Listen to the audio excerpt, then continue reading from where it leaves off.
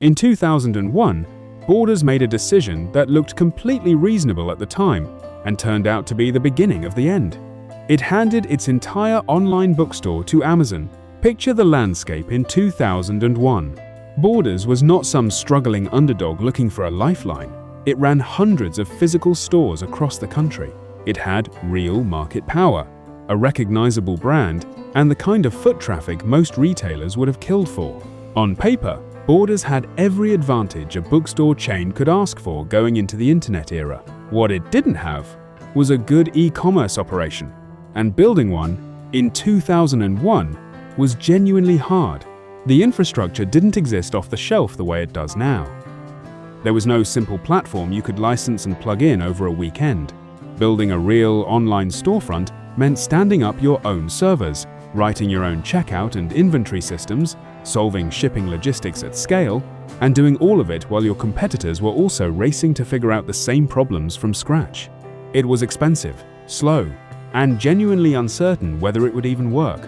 Building a real online storefront back then meant hiring engineers who understood a technology stack still being invented in real time, negotiating warehouse and fulfillment logistics nobody had fully solved yet at scale, and betting real capital on customer behavior that hadn't stabilized. Retail executives in 2001 were also still watching the dot-com crash play out in the rearview mirror, watching companies burn enormous sums building exactly this kind of infrastructure and collapse anyway. Caution about spending heavily on an unproven online build-out wasn't unreasonable. It was, if anything, the prudent read of the moment. So when Amazon came calling with an offer to simply run Borders.com on Borders' behalf, it must have looked like the obviously smart move. Someone else, a company that had already invested heavily in solving exactly this problem, would handle the technical headache. Borders would get a working website without the years of internal struggle, and it would collect a fee for the privilege of using its own name on it. Borders signed a deal letting Amazon operate Borders.com for 7 years. From a spreadsheet sitting on an executive's desk in 2001, the logic probably looked airtight. Lower capital expenditure, faster time to market. Focus on what Borders was actually good at, which was running physical stores, and let the specialists handle the online piece. Here is what that spreadsheet couldn't show, because it wasn't a line item anyone was tracking. Every single online sale, every click, every search, every abandoned cart, every repeat purchase, funneled straight into Amazon's own systems. Amazon didn't just process the transactions. Amazon learned from them. It learned exactly what book buyers wanted, when they wanted it, how much they were willing to pay, what they browsed but didn't buy, what made them come back a second time. This is the kind of data that, compounded over years, becomes the foundation of an entire competitive advantage. Recommendation engines get smarter, pricing gets sharper, inventory decisions get more accurate, marketing gets more targeted. All of it built on a river of customer behavior data that during this entire 7-year window belonged to Amazon and only Amazon. Borders, meanwhile, got a monthly fee and zero customer data, not partial access, not a shared dashboard, zero. Borders ran a bookstore with hundreds of physical locations, and for the single fastest growing channel in its entire industry, it had no visibility into who was buying what, when, or why. It was, in effect, renting out the one part of its business that was about to define the next decade of retail. And it didn't even keep a copy of the notes. 7 years is a long time in retail, and it is an eternity on the internet. While Borders sat on the sidelines of its own online business, collecting a modest fee and staying comfortably out of the technical weeds, Amazon was quietly building something much bigger than a bookstore. It was building the infrastructure, the reviews engine, the recommendation systems, and the purchasing habits that would come to define how an entire generation shopped for books and eventually for almost everything else. Every year that passed, the gap widened. Amazon wasn't just getting better at selling books, it was getting better at understanding customers in general, refining a playbook it would go on to apply far beyond books entirely, while the company, whose brand was literally on the storefront, learned nothing at all about its own online customers.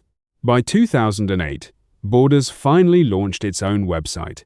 Think about the position that put the company in.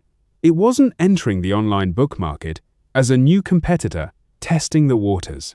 It was entering 7 years after the market had already been shaped, largely by the very company it was now trying to compete against. Amazon had spent that entire window building trust, building habits, building a purchasing experience millions of people already knew and preferred. Borders was starting an e-commerce operation from a near-total standing start against the company that had spent 7 years learning from Borders' own customers. It wasn't just late, it was late in the worst possible way, entering a race against a competitor who had been training on your own data the entire time you weren't watching. Think of it like 2 runners on the same track, except one of them has spent 7 years studying film of the other's exact stride, their exact pace, their exact weaknesses, while the other runner never even knew the tape was rolling. The ending arrived a few years later, and by then it felt almost inevitable rather than shocking. Borders filed for bankruptcy in 2011 and closed every single store. Executives later admitted, looking back, that the Amazon deal had looked smart on a spreadsheet in 2001 and turned out to be fatal in practice. They had saved money on servers, on engineers, on the messy work of building something themselves. And in exchange, they had given away the one asset that actually mattered in the long run, the direct relationship with their own customers, and everything that relationship would have taught them. Stores that had anchored downtowns and shopping centers for decades went dark within weeks of the filing. Employees who had spent years helping customers find their next book were handing out clearance signage instead. The closure wasn't the result of one bad quarter or one failed holiday season. It was the final, visible collapse of a competitive position that had actually been eroding quietly since 2001, 7 full years before anyone at Borders even had a website of their own to check the damage against. There's a specific kind of quiet in that 7-year window that's worth imagining directly. Somewhere inside Amazon, teams were building recommendation algorithms trained partly on Borders' own customers' browsing habits. Somewhere inside Amazon, product managers were learning which categories of books sold best, bundled with which other categories, which discount thresholds actually moved behavior, which shipping speeds customers would pay extra for. None of that knowledge crossed back to Borders' side of the arrangement. Borders received a check every month, on schedule, and had no dashboard, no report, no meeting where anyone from Amazon walked them through what their own customers were actually doing. The fee felt like the deal. The data was the deal, and Borders wasn't in the room for that part of it. It's worth pausing on that phrase, smart on a spreadsheet, and fatal in practice, because it captures something that goes wrong in a lot of organizations, not just Borders.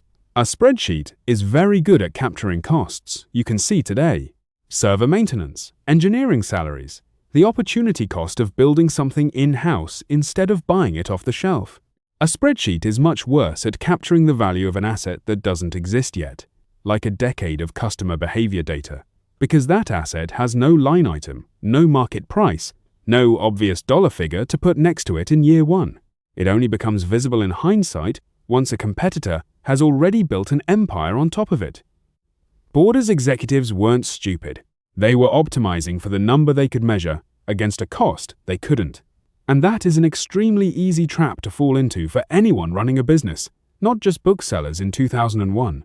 This isn't really a story about bookstores, and it isn't really a story about the early internet either. Both of those are just the specific costume this particular lesson happened to be wearing. The actual principle underneath it is about outsourcing anything that touches how you learn from your customers. A vendor can absolutely run your infrastructure. Servers, hosting, logistics, the technical plumbing behind a customer-facing system, all of that can reasonably live outside your own walls, run by someone who specializes in it. What a vendor should never end up owning is the data about who your customers actually are and what they want. That distinction between renting the plumbing and giving away the water is exactly the line Borders crossed without fully realizing it in 2001. Here's a useful test for figuring out which side of that line you're on. If a partner profits every single time your customer buys something, ask yourself plainly, who actually owns that relationship in 5 years? Not who owns it on paper today, in the contract you just signed, but who will actually understand that customer better 5 years from now, based on everything they've learned in the meantime. Ownership on paper is the easy question, the one any contract already answers. Ownership of understanding is the one that actually determines who wins the next decade, and it's almost never written into the agreement at all, because at signing time nobody thinks to ask for it. If the honest answer is the vendor, and not you, you are not really outsourcing infrastructure. You are outsourcing your own future competitive position, one transaction at a time, and collecting a monthly fee while you do it. You don't need to run a national bookstore chain to fall into this exact trap. It shows up constantly in much smaller, much more modern decisions. Think about a company that outsources its entire customer support chat function to a third-party platform. The platform handles the tickets, resolves the complaints, answers the questions, and does it efficiently, which is exactly why the deal gets signed in the first place. But every conversation in that chat is a window into what customers are confused about, what features they wish existed, what almost made them churn, what finally won them back. If all of that lives inside the vendor's platform, in the vendor's format, accessible primarily to the vendor's own product team, the company hasn't just outsourced a support function. It has outsourced its own understanding of its customers' pain points, the exact insight that should be feeding product decisions, and handed a competitor-adjacent third party a permanent head start on knowing your own users better than you do. The support chat scenario is worth sitting with a bit longer because it's so easy to justify in the moment. The vendor's pitch is almost always about efficiency. Faster response times, lower headcount, a polished tool your own team would take months to build. All of that can be true and still leave you blind to the one thing that actually compounds over years, which is the pattern in what your customers keep telling you, unprompted, about your own product. A company that owns its support data can spot a recurring complaint before it becomes a churn wave. A company that has outsourced that data finds out about the same problem only when the churn numbers themselves start moving, which is much later and much more expensive to fix. Or think about a seller operating entirely inside someone else's marketplace, the kind of arrangement that has become extremely common. The marketplace brings the traffic, handles the payments, and manages the customer list. The seller gets sales and gets them relatively easily without having to build an audience from nothing. But the seller typically never gets the customer's email address, never gets to build a direct relationship, never gets to message that buyer again outside the marketplace's own rules and fees. Every repeat purchase still flows back through the platform, which quietly learns more about that buyer with every single transaction, while the seller learns almost nothing beyond the fact that a sale happened. If the marketplace ever decides to change its fee structure, promote a competitor's near-identical product instead, or simply deprioritize a seller in search results, that seller has no independent way to reach the customers it thought it had built a business around. The relationship, on inspection, was never actually theirs to begin with. A seller in this position often doesn't notice the problem until the moment they most need the relationship to be real. A policy change, a sudden suspension, an algorithm update that buries their listings.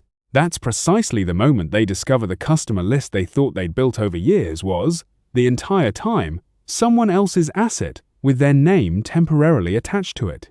Borders had 7 years to notice this happening and correct course, and it didn't, not until the damage was already structurally baked in. That's the part managers should actually sit with.